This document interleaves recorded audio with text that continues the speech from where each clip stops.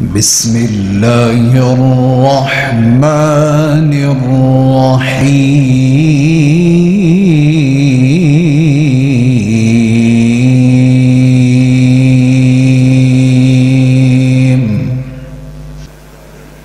نحمده ونستعينه ونستغفره ونؤمن به ونتوكل عليه ونعوذ بالله من شرور أنفسنا ومن سيئات أعمالنا من يهده الله فلا مضل له ومن يضلله فلا هادي له أشهد أن لا إله إلا الله وحده لا شريك له وأشهد أن محمدًا عبده ورسوله اللهم صل على محمد وعلى آل محمد كما صليت على إبراهيم وعلى آل إبراهيم إنك حميد مجيد اللهم بارك على محمد وعلى آل محمد كما باركت على إبراهيم وعلى آل إبراهيم إنك حميد مجيد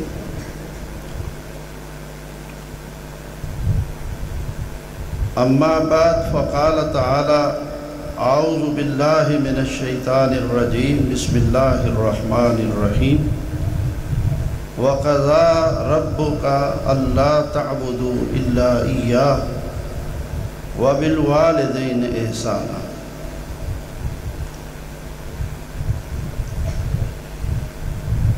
برادران اسلام،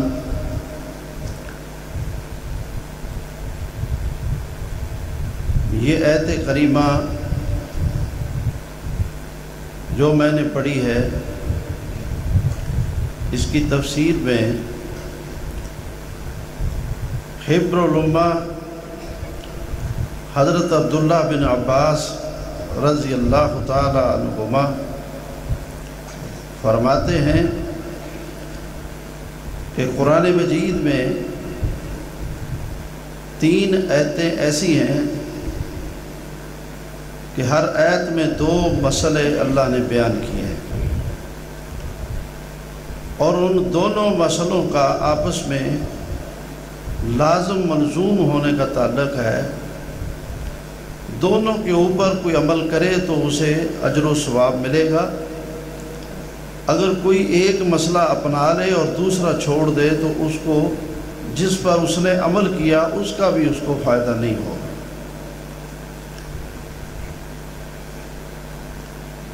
وہ 3 آیتیں، ان میں ایک یہ ہے اور دوسری آیت وَأَقِیمُوا الصَّلَاةَ وَآتَوُا الزَّکَاةَ ہے اور تیسری آیت قُلْ اطیعوا اللَّهَ وَاطیعوا الرَّسُولَ ہے۔ اقیموا الصَّلَاةَ وَآتَوُا الزَّکَاةَ فرمایا نماز قائم کرو اور زکوٰۃ ادا کرو۔ تو ایک شخص نماز پڑھتا ہے اور زکوٰۃ نہیں دیتا تو اس کی نماز کا اس کو کوئی فائدہ نہیں، اور ایک شخص زکوٰۃ دیتا ہے اور نماز نہیں پڑھتا تو اس کی زکوٰۃ ادا کرنے کا اس کو کوئی فائدہ نہیں۔ وہ دونوں چیزوں کے اوپر برابر عمل کرے گا، نماز بھی پڑھے گا اور زکوٰۃ بھی دے گا، تو پھر اس کی نماز اور زکوٰۃ دونوں مل کر قبول ہوں گے۔ اطیعوا اللہ واطیعوا الرسول، اللہ کی اطاعت کرو اور اللہ کے رسول کی اطاعت کرو۔ اللہ کی اطاعت اللہ کی کتاب قرآن مجید فرقان حمید کو پڑھنا، سننا، سمجھنا، اس پہ عمل کرنا ہے، اور اطیعوا الرسول، رسول صلی اللہ علیہ وآلہ وسلم کی اطاعت، آپ کی اتباع کرنا ہے، آپ کی سنت پہ عمل کرنا ہے، آپ کے فرمان کو، آپ کی حدیث کو ماننا ہے۔ ایک شخص حدیث کا انکار کرتا ہے، سنت سے بے راہ روی اختیار کرتا ہے، اتباع رسول سے بھاگتا ہے اور کہتا ہے کہ میں تو اللہ کی کتاب کے اوپر عمل کرتا ہوں، تو صرف قرآن کو اگر ایک شخص اپناتا ہے تو قرآن کو ماننا اس کو فائدہ نہیں دے گا۔ اگر کوئی شخص کتاب اللہ کو چھوڑ دے اور فرمان رسول ہی کو لے تو بھی وہ کامیاب نہیں ہوگا۔ دونوں چیزوں کو ایک ساتھ لینا ہوگا، اللہ کی کتاب قرآن مجید کو اور محمد الرسول اللہ صلی اللہ علیہ وآلہ وسلم کی سنت طیبہ کو، سنت مطہرہ کو۔ بڑی سادہ سی بات ہے۔ اور تیسری آیت حضرت عبداللہ بن عباس رضی اللہ تعالیٰ عنہ فرماتے ہیں وَقَضَىٰ رَبُّكَ أَلَّا تَعْبُدُوا إِلَّا إِيَّاهُ، اور فیصلہ ہے تیرے رب کا کہ اللہ کے سوا کسی کی عبادت نہ کی جائے۔ وَبِالْوَالِدَيْنِ إِحْسَانًا، واو عاطفہ ہے، قضاء کے اوپر اس کا عطف ہے، معنی یہ ہوگا اور یہ فیصلہ ہے تیرے رب کا کہ والدین کے ساتھ حسن سلوک کیا جائے، والدین کی فرما برداری کی جائے۔ اگر کوئی شخص بہت عابد ہے، عبادت اللہ کی کرتا ہے، لیکن والدین کا نافرمان ہے تو اس کی عبادت رائگاں ہے، کچھ بھی قبول نہیں ہوگا۔ اور ایک شخص والدین کا فرما بردار ہے، والدین کی خدمت کرتا ہے، لیکن اللہ کی عبادت سے بھاگا ہوا ہے تو والدین کی خدمت پر اس کو کچھ اجر و ثواب نہیں ملے گا۔ دونوں مسئلوں کو ایک ساتھ ماننا ہوگا، اللہ کی عبادت کرنا ہوگی اور والدین کی خدمت کرنا ہوگی۔ والدین سے حسن سلوک کرنا ہوگا اور ان کا حق ادا کرنا ہوگا۔ والدین بہت بڑی نعمت ہیں، والدین کا بہت بڑا مقام ہے، اور اللہ تعالیٰ نے اپنی کتاب میں، اپنے فرمان میں، اپنی کلام میں، اپنی عبادت کے بعد اگر کسی چیز کا حکم دیا ہے تو وہ والدین سے حسن سلوک کرنے کا حکم دیا ہے۔ گویا کہ اللہ کی بندگی اور عبادت یہ مشروط کر دی ہے کہ اگر کوئی شخص اپنے والدین کا فرما بردار ہے تو اللہ اس کی عبادت کی ہوئی قبول کرے گا، اور اگر والدین کا گستاخ ہے تو وہ جتنی مرضی اللہ کی عبادت کر لے کچھ بھی قبول نہیں ہوگا، کچھ بھی قبول نہیں ہوگا۔ برادران اسلام،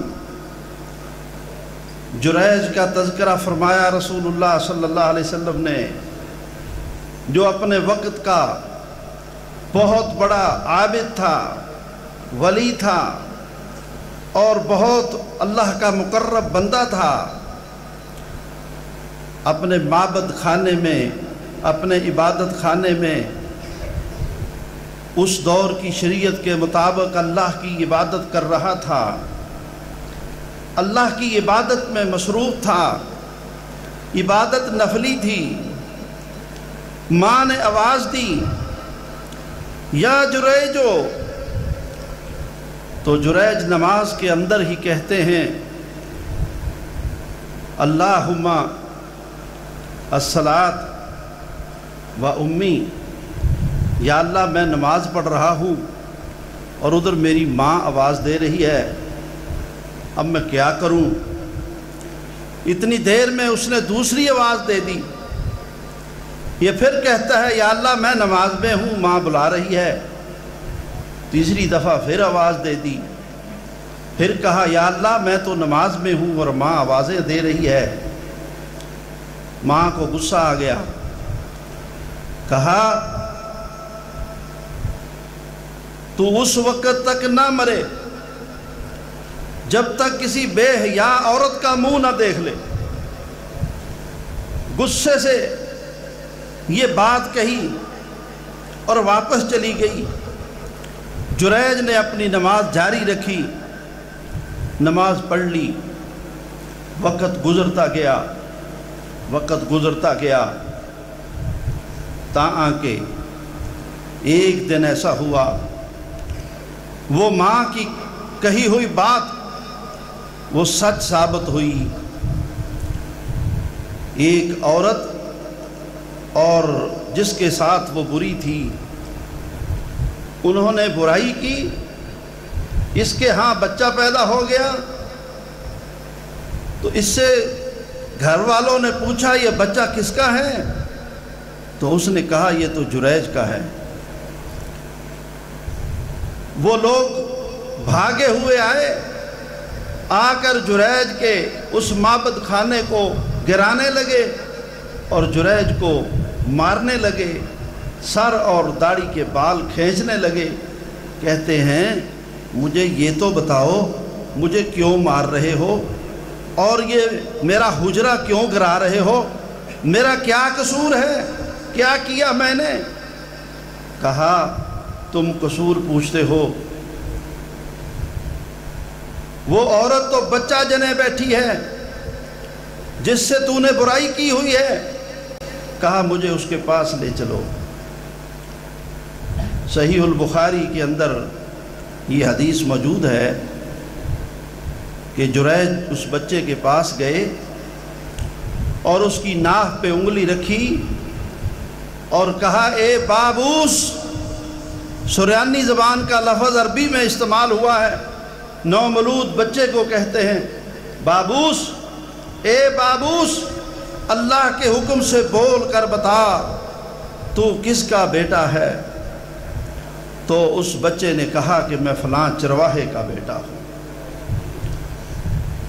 تو ان لوگوں نے معافی مانگی، کہا اب ہم تیرا معبد خانہ، تیرا حجرہ وہ ہم سونے کا بنا دیتے ہیں، ہمیں معاف کر دے۔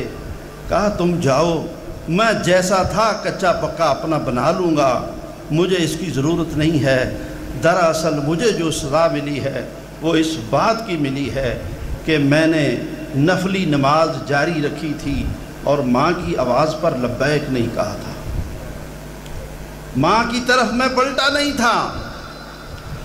جب ایک اللہ کا ولی ماں کی آواز پر حاضر نہ ہو کر ماں کے نکلے ہوئے الفاظ پر اسے اس طرح سے پریشانی سے گزرنا پڑتا ہے تو میرے بھائی آپ بھی سوچیں، میں بھی سوچوں کہ کہیں ہم جو بہت سی پریشانیوں میں مبتلا اس دور میں نظر آتے ہیں، کہیں یہ پہلو ہمارے اوپر بھی مصیبت کا سبب تو نہ بنا ہوا ہے؟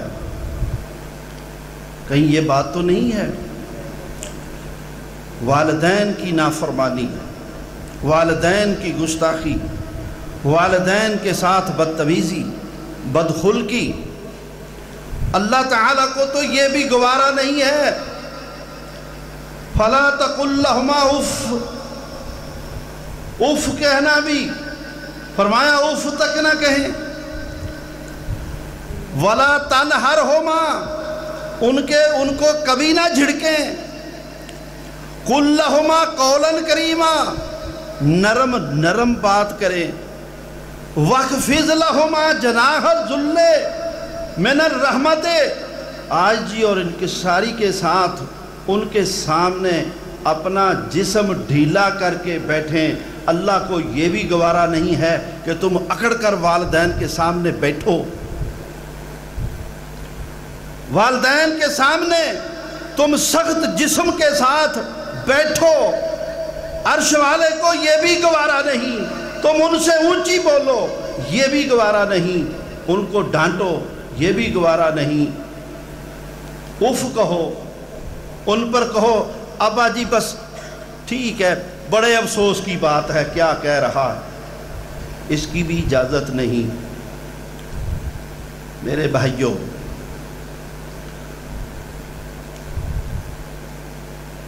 ہم جتنے بیٹھے ہیں والدین کے بغیر تو نہیں ہے نا انشاءاللہ؟ والدین ہیں نا ہم، کسی کے زندہ ہوں گے، کسی کے فوت ہو گئے ہوں گے۔ والدین وہ ہستی ہے۔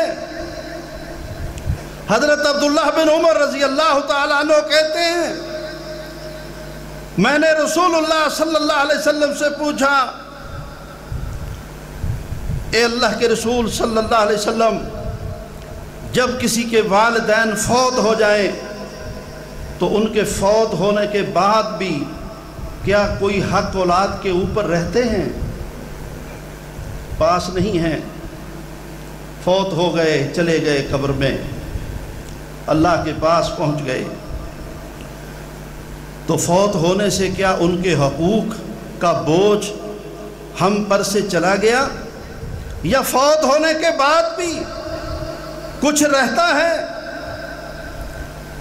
عبداللہ بن عمر رضی اللہ تعالیٰ عنہ فرماتے ہیں کہ رسول اللہ صلی اللہ علیہ وسلم نے فرمایا کہ ہاں رہتا ہے، فوت ہونے کے بعد بھی ان کا حق رہتا ہے۔ 6 باتیں ارشاد فرمائیں۔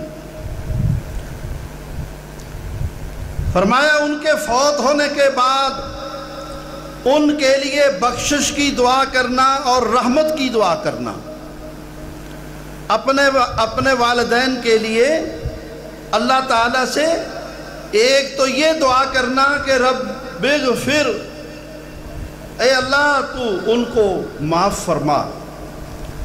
دوسری یہ ساتھ ساتھ دعا کرنا رب ارحم، اے اللہ تو ان پہ رحمت فرما۔ ان کے حق میں اللہ سے رحمت کی، رحم کی اور بخشش کی یہ 2 دعائیں کرتے رہنا۔ ان پر قرض ہو تو اسے ادا کرنا، ان کے روزے رہ گئے ہوں بیماری کی وجہ سے تو وہ روزے رکھنا ہوں گے، اور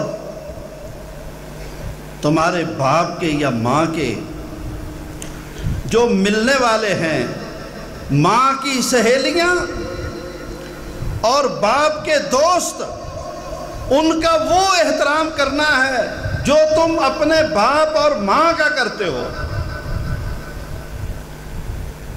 باپ کے دوستوں کا اور ماں کی سہیلیوں کا، ان کے ساتھ بھی وہ حسن سلوک کرنا ہے جو تم اپنے باپ اور اپنی ماں کا کرتے ہو۔ نمبر 6، وہ تمہارے تمام عزیز و اقارب جو ماں کی وجہ سے بن رہے ہوں، ان کے ساتھ صلہ رحمی کرنا، اور وہ تمہارے سب عزیز و اقارب جو تمہارے باپ کی وجہ سے تمہارے بن رہے ہوں، ان کے ساتھ صلہ رحمی کرنا۔ یہ والدین کے ساتھ حسن سلوک کا حصہ ہے، یہ والدین کے حقوق کے اندر شامل ہے۔ تمہارے باپ کی وجہ سے تمہارے جو اقارب بنے، کون بنے؟ تمہارے باپ کے بھائی، تمہارے باپ کی بہنیں، وہ تمہارے چچے اور پھوپھیاں، ان کی آگے اولادیں، وہ تمہارے عمزاد، وہ تمہارے پھپھوزاد، وہ تمہارے سب کزن، اور آگے آگے جتنے بھی وہ کنبے میں پھیلے ہوئے ہوں، وہ سب ماں کے بہن بھائی، وہ تمہارے ماموں، تمہاری خالائیں، اور چچا پر، چچاؤں پر اور خالاؤں پر ایک اور لفظ اللہ کے نبی نے بولا، فرمایا العم بمنزلۃ الاب، تمہارا چاچا وہ تمہارے باپ کی جگہ پہ ہے۔ الخالۃ بمنزلۃ الام، اور تمہاری خالہ وہ تمہاری ماں کی جگہ پہ ہے۔ جو احترام ماں کا ہے وہ خالہ کا ہے، جو باپ کا ہے وہ چچے کا ہے۔ تو چچے تائے، پھوپھیاں، خالائیں ماموں یہ والدین کی طرح ہیں، اور انہی کو آبا کہتے ہیں۔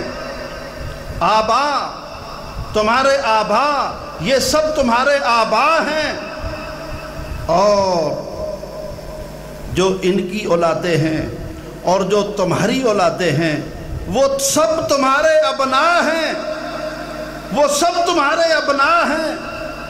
جس طرح تم اپنے بیٹوں کے لیے مخلص ہو، اپنے بھائیوں کے بچوں کے لیے، بہنوں کے بچوں کے لیے، ان سب کے لیے بھی اسی طرح مخلص ہو جاؤ۔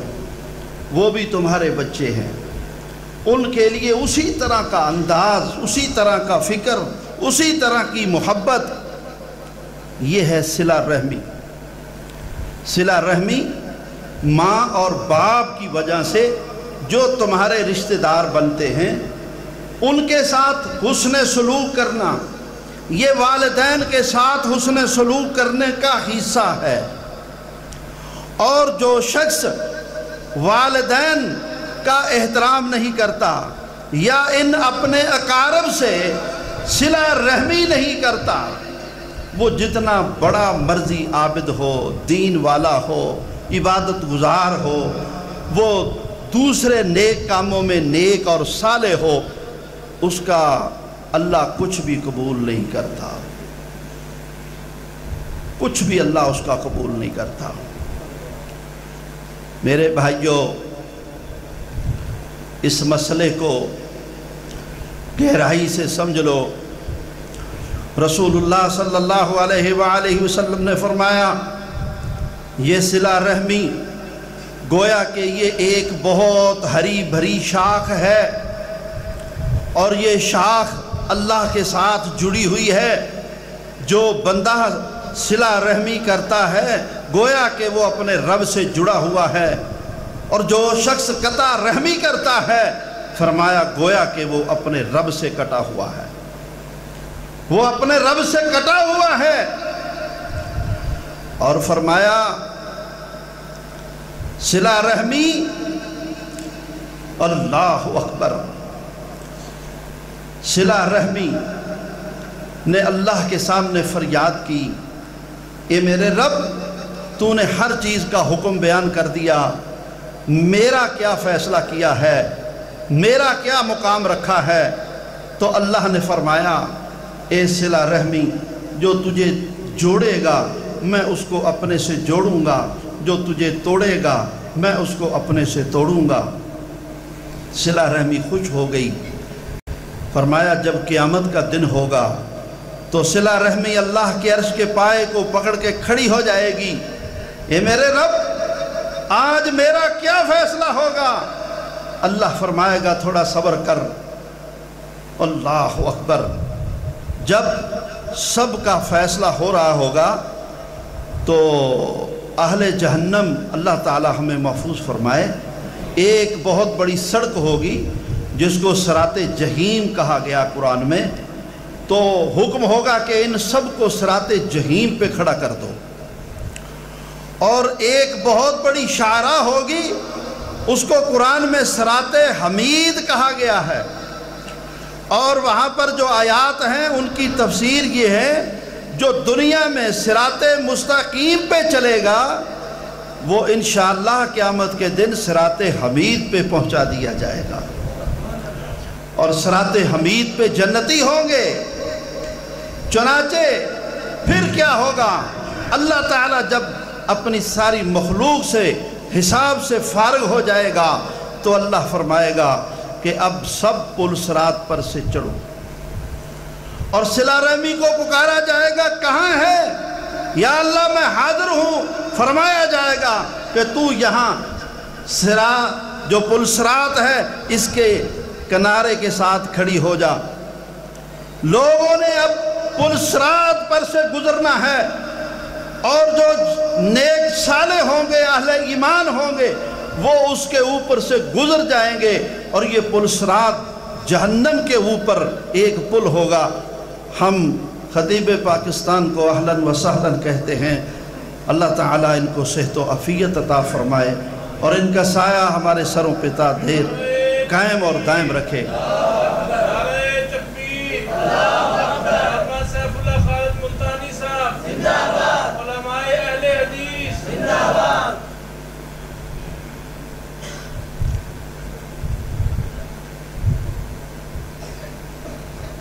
فرمایا تو اس طرف کھڑی ہو جا، لوگ پل صراط پر سے گزریں گے، سبھی کے سبھی جو جہنمی ہوں گے پل صراط پر چڑھیں گے اور نیچے جہنم ہوگی اس میں گر جائیں گے، اور جو جنتی ہوں گے وہ اس کے اوپر سے گزر جائیں گے۔ صحیح مسلم کی حدیث ہے، صلہ رحمی کو کھڑا کر دیا جائے گا اور کہا جائے گا جو قطع رحمی کرنے والے ہیں تو ان کی طرف اشارہ کرتی جا، ان کو پل صراط پر چڑھنے کی بھی اجازت نہیں، ان کو فرشتے اٹھا کر ایسے ہی جہنم میں پھینکتے جائیں گے۔ اس مسئلے کی گہرائی کو جانو ذرا، سمجھو ذرا۔ کوئی کہتا ہے کہ مجھے 6 ماہ ہو گئے میں خالہ سے نہیں بولتا، کوئی کہتا ہے میں ماموں سے نہیں بولتا، کوئی کہتا ہے میں چچے سے نہیں بولتا، اس نے یوں کر دیا اور اس نے یوں کر دیا۔ میرے بھائیوں، صلہ رحمی کا مسئلہ بڑا ہی اہم مسئلہ ہے۔ نبی کریم صلی اللہ علیہ وآلہ وسلم رحمت للعالمین تھے، بڑے ہی نرم مزاج تھے، بڑے ہی رحم دل تھے، بڑی محبت کرنے والے تھے، بڑی شفقت کرنے والے تھے۔ بے شمار واقعات ہیں، ماشاءاللہ علماء بیان کرتے رہتے ہیں، ہماری زندگیاں گزر رہی ہیں سنتے سنتے۔ کوئی ہے ایسا جسے یہ پتہ نہ ہو کہ نبی کریم صلی اللہ علیہ وسلم کس طرح لوگوں سے محبت کرنے والے تھے اور لوگوں کو اپنے پاس بٹھانے والے تھے؟ وہ نبی الرحمہ اپنی مجلس میں بیٹھے لوگوں کو یک دم فرما دیتے ہیں، اگر تم میں سے کوئی ایسا شخص بیٹھا ہوا ہے جس نے کسی اپنے قریبی سے لا تعلقی کی ہوئی ہے تو وہ میری مجلس سے اٹھ کر چلا جائے۔ تو ایک صحابی کہتے ہیں کہ میں اپنی خالہ سے ناراض تھا تو میں اٹھ کھڑا ہوا اور میں اپنی خالہ کے پاس گیا، میں نے جا کر کہا کہ میری خالہ مجھے معاف کر دے اور میں تیرے ساتھ صلح کرنے آیا ہوں۔ اس نے کہا میرے بھانجے اس سے پہلے تو کبھی نہیں آیا اور تجھے اس بات کا کبھی خیال نہیں آیا، آج کیا ہوا؟ کہا آج کیا بتاؤں؟ روتے ہوئے کہتا ہے اللہ کے نبی صلی اللہ علیہ وسلم نے فرمایا اس مجلس میں اگر کوئی قاطع رحم بیٹھا ہوا ہے تو اس مجلس سے اٹھ کے چلا جائے۔ مجھے اللہ کے نبی نے اپنی رحمت بھری مجلس سے ہی اٹھا دیا، تو پھر میرے پاس اس کے سوا چارہ کار نہیں تھا کہ میں تجھ سے آ کر معافی مانگ لیتا اور میں صلح کر لیتا، اس لیے آ گیا ہوں۔ بڑی دانا خاتون تھی، کہا کافی تھا اللہ کے رسول مسئلہ بتا دیتے، ان سے جا کے پوچھو مجلس سے کیوں اٹھایا ہے، مجلس سے کیوں اٹھایا ہے؟ چنانچہ صحابی دوبارہ اللہ کے نبی کے پاس آیا، کہتا اللہ کے نبی میں خالہ سے تو صلح کر آیا ہوں لیکن میری خالہ یہ پوچھتی ہے کہ مجلس سے اٹھنے کا کیوں حکم دیا ہے؟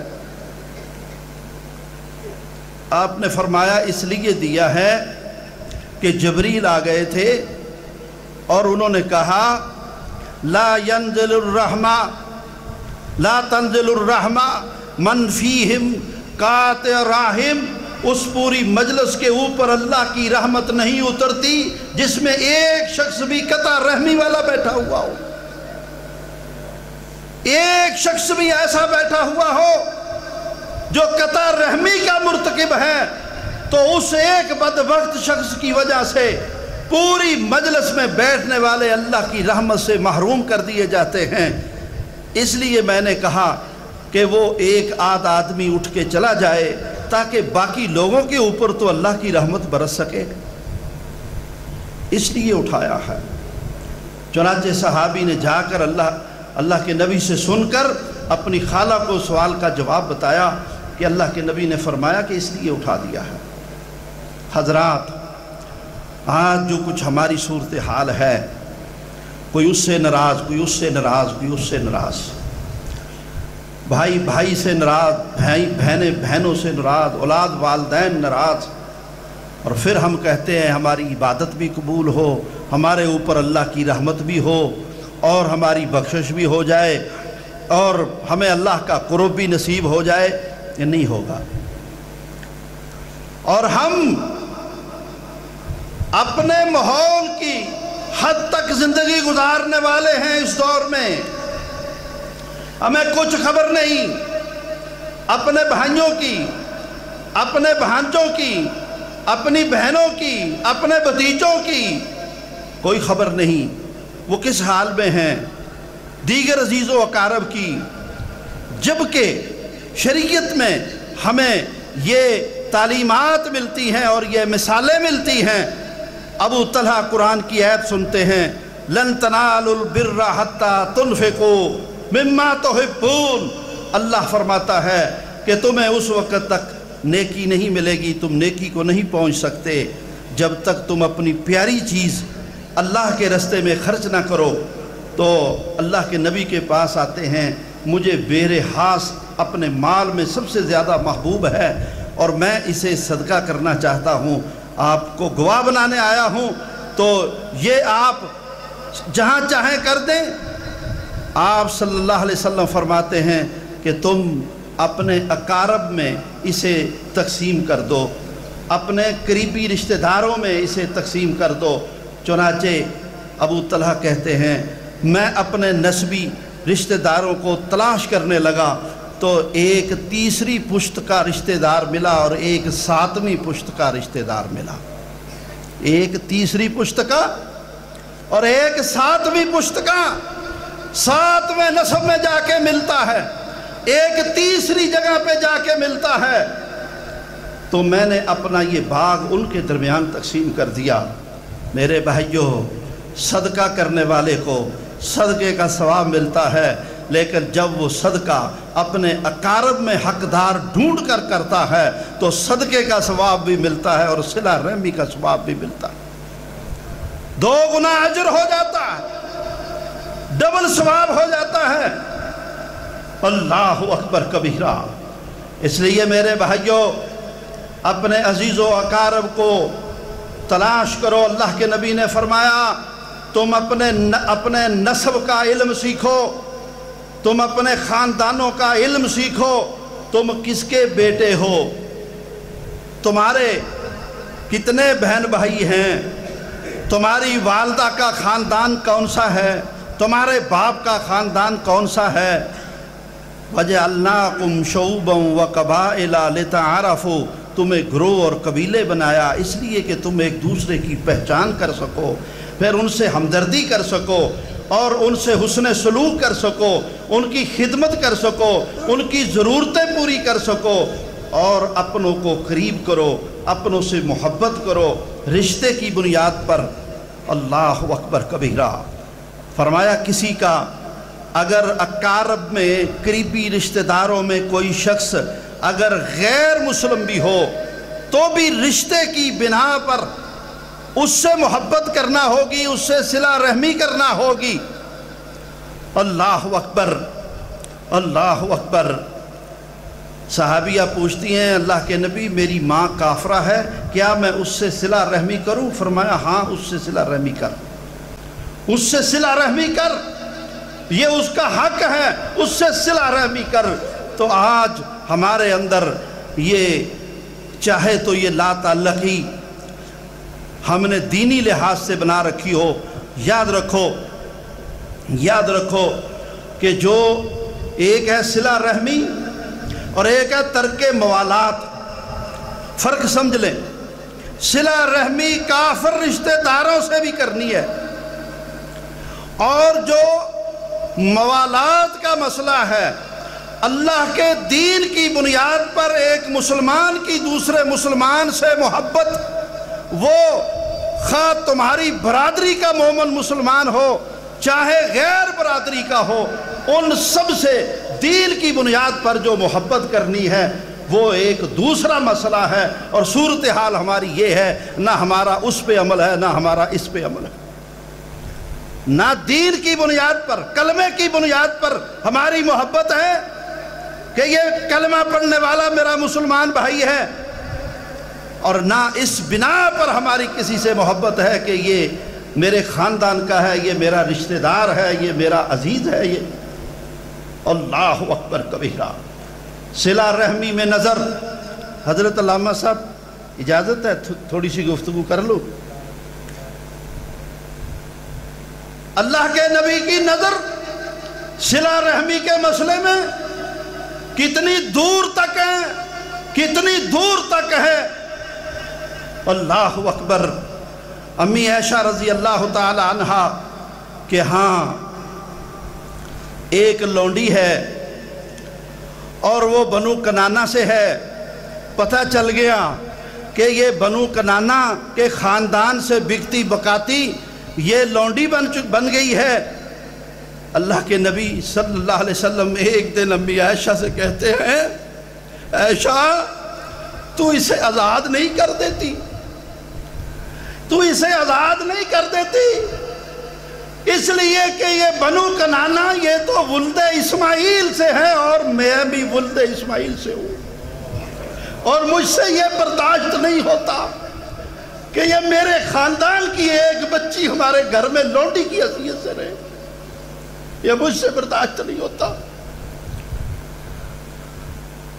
میرے بھائیوں، ہم تو دوسری پشت کو نہیں جانتے، تیسرے نسب میں ہمیں پتہ ہی نہیں ہے کہ وہ ہماری عزیز و اقارب کہاں ہیں، اور زندہ بھی ہیں ان میں سے آگے کوئی یا سب فوت ہو چکے ہیں، ہمیں پتہ تک نہیں۔ اللہ اکبر کبیرہ۔ تیسرا پہلو ہے صلہ رحمی کا، جس کو مساہرت کہتے ہیں۔ جس خاندان میں مرد کی یا عورت کی شادی ہو جائے تو اس نکاح کی وجہ سے اس خاندان میں رشتہ ہو جاتا ہے، تو اس خاندان پر یہ لازم ہے کہ وہ اپنی بہو اور داماد کا احترام کریں، اور اس لڑکے اور لڑکی پر یہ لازم ہے کہ وہ اپنے ساس سسر اور اپنے خامد کے سب عزیز و اقارب کا احترام کرے اور لحاظ کرے۔ اللہ اکبر۔ ان کی عزت کرے، ان سے صلہ رحمی کرے، مساہرت کی بنا پر، نکاح کی بنا پر۔ اس مسئلے میں ہمارے ہاں افراط تفریط ہے۔ اگر حالات سازگار ہیں تو پھر اپنے بہن بھائیوں اور والدین سے بھی اونچا لے جاتے ہیں، اور اگر حالات سازگار نہیں ہیں تو پھر ان رشتہ داروں کو کچھ اہمیت دیتے ہی نہیں۔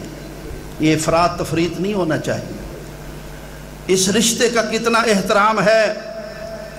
رسول اللہ صلی اللہ علیہ وآلہ وسلم کی جو بیویاں ہیں امہات المومنین، وہ ہماری مائیں، ان میں سے ایک ہماری ماں کا نام ماریہ ہے۔ ماریہ قبطیہ، یہ قبط قبیلے سے تھیں، مصر کا کہ قبط قبیلہ تھا، یہ فرعون کا خاندان ہے۔ نبی کریم صلی اللہ علیہ وآلہ وسلم ایک دن صحابہ اکرام کو صلہ رحمی کا مسئلہ سمجھا رہے ہیں اور فرمانے لگے، یکدم اے میرے صحابہ، وہ وقت کیا خوب وقت ہوگا جب اللہ تمہیں غلبہ عطا فرما دے گا اور تم مصر پر فاتح ہو جاؤ گے، اور مصر کے لوگوں کو تم قیدی کر رہے ہوں گے۔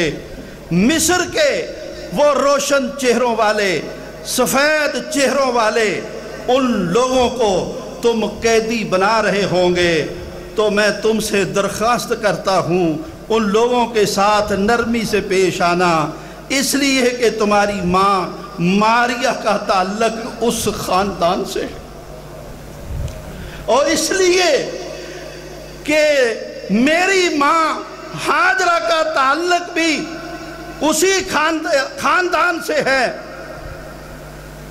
وہ پیچھے والا واقعہ، ابراہیم علیہ السلام جب چلے تھے تو انہوں نے خدمت کے لیے ماں ہاجرہ اپنی بیٹی اس بادشاہ نے دے دی تھی۔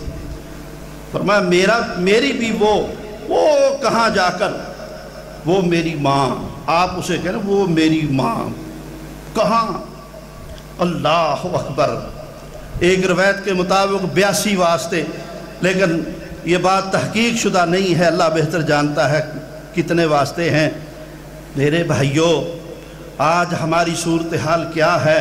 ہم ماں کے بعد دادی کو نہیں جانتے اور دادی کے بعد پردادی کو نہیں جانتے، نانی اور نانی کے بعد پرنانی اور اس کے خاندان کا ہمیں کچھ پتہ نہیں کہاں ہے اور ان کی کیا حیثیت ہے، اور ہماری عجیب صورتحال ہے۔ میں حضرت علامہ صاحب ایک دفعہ ایک ہماری بڑی معزز ہستی کے گھر میں بیٹھا ہوا، اور وہاں پر ہماری بڑی دینی مجلس چل رہی، تو ان کے بچے آئے، کہتے ہیں آ کر ہمارے اس میزبان بزرگ کو، ابو جی آپ کے گاؤں سے آپ کے گاؤں سے آپ کے کچھ ملنے والے آئے تھے۔ تو کہتے ہیں بیوقوف، وہ تو میرے چچا زاد بھائی تھے، وہ کہاں گئے؟ اٹھ کھڑے ہوئے بیچارے۔ کہا میں نے ان کو کہا ابو مصروف ہیں، وہ کہنے لگے اچھا پھر ہم گھوم پھر کے آتے ہیں۔ میں نے کہا علامہ صاحب اس میں قصور ہمارا ہے، اللہ کے نبی نے فرمایا کہ نسب کا علم سیکھو، ہم نے جب اپنے بچوں کو یہ سکھایا ہی نہیں ہے، وہ تیرا کیا لگتا ہے اور جو تیرا یہ لگتا ہے وہ وہاں رہتا ہے، اس کی یہ حالت ہے۔ ہم نے جب نسب اور خاندان کی پہچان ہی نہیں کرائی تو وہ یہی کہیں گے۔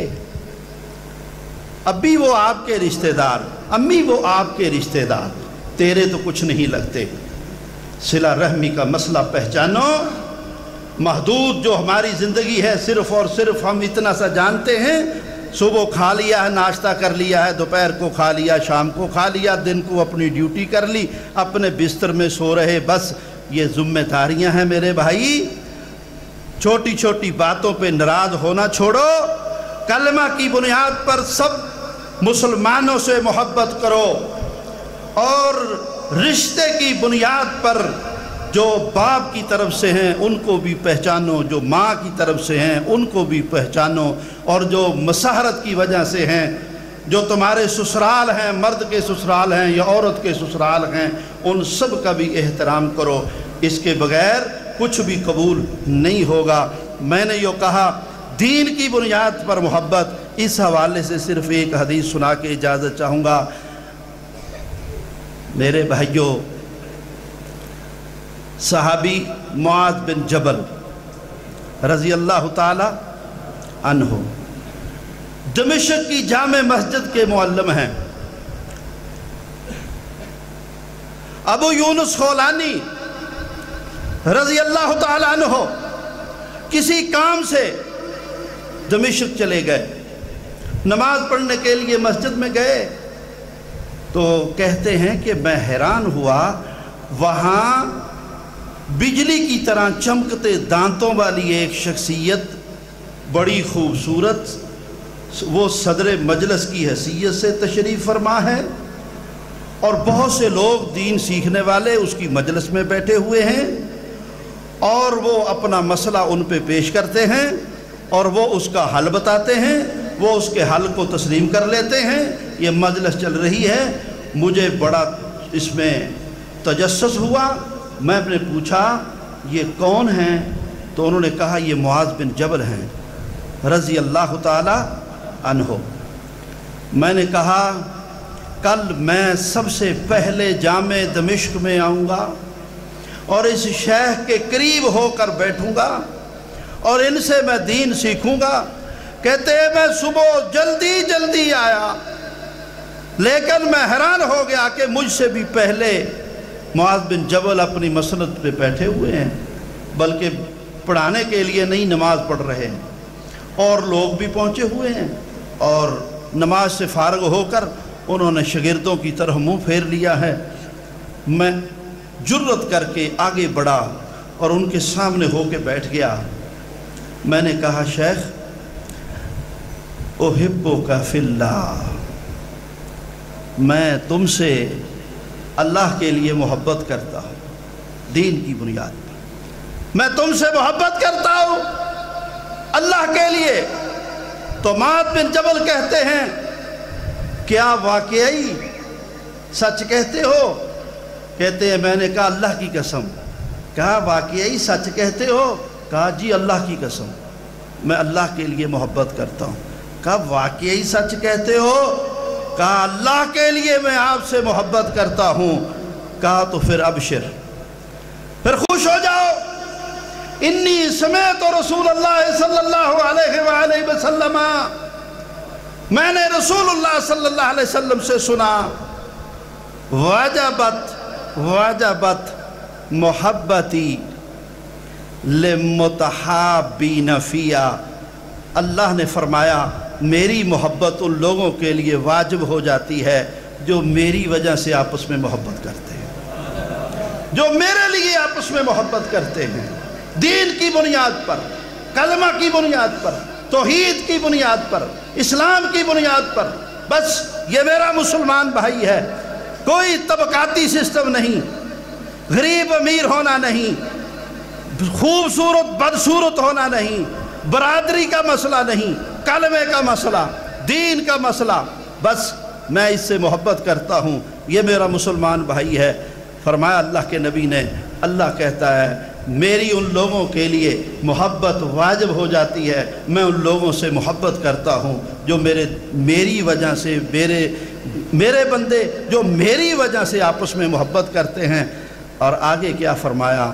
للمتحابین فیہا، میری وجہ سے آپس میں محبت کرنے والے، والمتجالسین فیہا، میری وجہ سے آپس میں مل کر بیٹھنے والے، والمتزابرین فیہا، میری وجہ سے ایک دوسرے سے ملاقات کرنے والے، والمتبادلین فیہا، میری وجہ سے ایک دوسرے پر خرچ کرنے والے، ضیافت کرتے ہیں، تحفہ دیتے ہیں، خدمت کرتے ہیں، اس محبت میں آ کر کہ یہ میرا مسلمان بھائی ہے، اللہ کہتا ہے میری محبت ان کے لیے واجب ہو جاتی ہے۔ اس لیے میرے بھائیوں اللہ کے لیے آپس میں محبت کرو، دین کی بنیاد پر آپس میں محبت کرو، اور نسب کی بنیاد پر، رشتے کی بنیاد پر آپس میں محبت کرو۔ جو مسلمان سے ناراض ہوتا ہے اور اس کو 3 دن گزر جائیں تو اللہ اس کی کسی قسم کی عبادت قبول نہیں کرتا۔ اور یہی حکم عزیز و اقارب سے لا تعلقی کا ہے، کوئی گنجائش نہیں ہے اسلام میں۔ اس لیے یہ اپنے مسئلے چھوٹے موٹے ان کو پیدا نہ ہونے دو اور ان کو حل کر لیا کرو، اور اگر اختلاف کا سبب بننے والی کوئی چیز باقی رہنے والی بھی ہو تو بھی کم از کم آپس کی ملاقات ترک نہ کرو، تعلق ترک نہ کرو، وہ اختلاف ایک مسئلے تک، ایک بات تک رکھو اور اختلافات کو برداشت کرو، لا تعلقی کی حد تک نہ جاؤ۔ اسلام تو لا تعلقی برداشت نہیں کرتا، چاہے جا کے کوئی کسی پہ ہاتھ اٹھائے، چاہے جا کے کوئی کسی پہ زبان درازی کرے۔ فرمایا کہ وہ شخص مومن مسلمان وہی ہے جس کی زبان اور ہاتھ سے دوسرے لوگ محفوظ رہیں، اگر محفوظ نہیں ہیں تو پھر اپنا اسلام خطرے میں ہے۔ اللہ پاک سے دعا ہے ہمیں کتاب و سنت کو سمجھنے کی اور اس پہ عمل پیرا ہونے کی توفیق عطا فرمائے۔ اقول قولی ھذا واستغفر اللہ لی ولکم وآخر دعوانا ان الحمد للہ رب العالمین۔